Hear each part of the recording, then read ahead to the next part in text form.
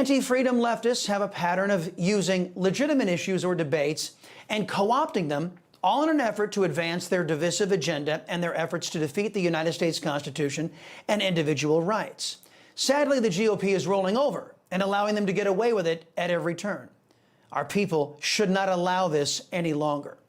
Americans should stop rewarding left-wing lawlessness. That's our advice in today's preamble. We all remember the summer of love from the Democrats, a Democrat group, Black Lives Matter, and another Democrat group, Antifa, ravaging our streets.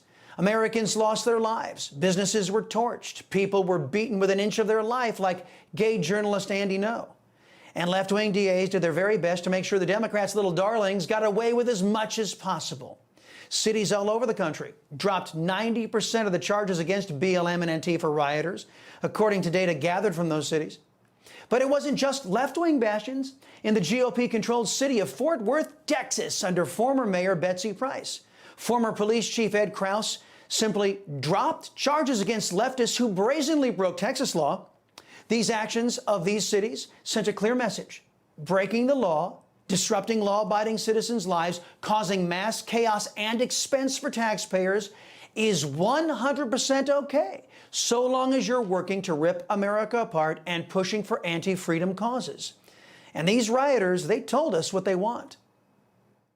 We need a revolution in order to overthrow this system, bring a whole new communist world into being that can actually ensure the rights of black and brown people. And whether or not you agree, or if you still are caught up in this electoral politics,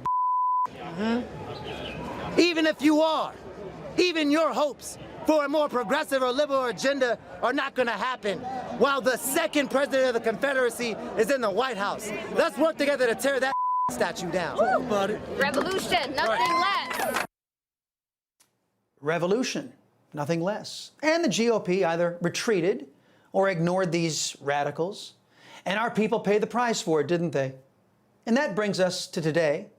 You might not be shocked to learn that the same well-financed left-wing actors are co-opting the protests at college campuses and turning the protests into the Democrats' spring of hate that many feel were turned into a summer of chaos.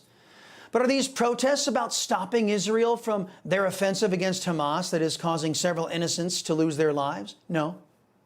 Just like with the BLM and Antifa riots, the left wing is doing what they are always doing, using the ignorance of the youth to push what older and wiser people know is a failure for mankind: left-wing thought and collectivism.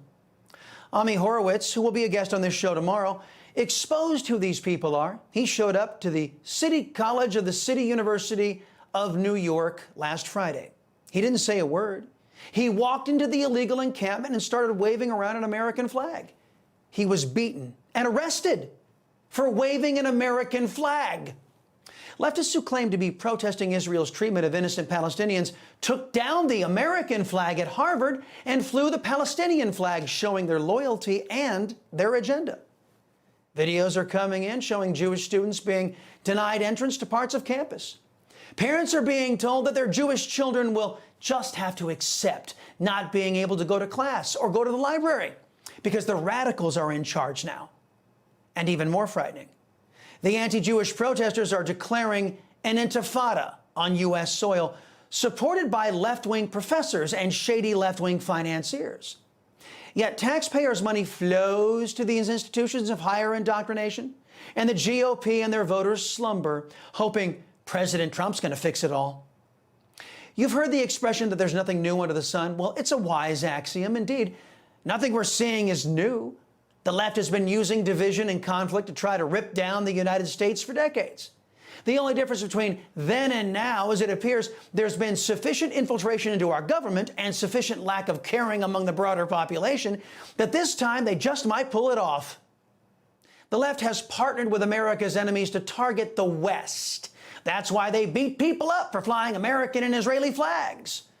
The protests that will quickly turn into violent riots will be covered up by MSNBS and other cable outlets by calling them peaceful protests, even as buildings burn and people are killed, just like they did the last time.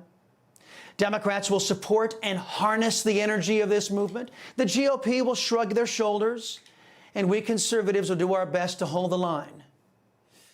What will you be doing?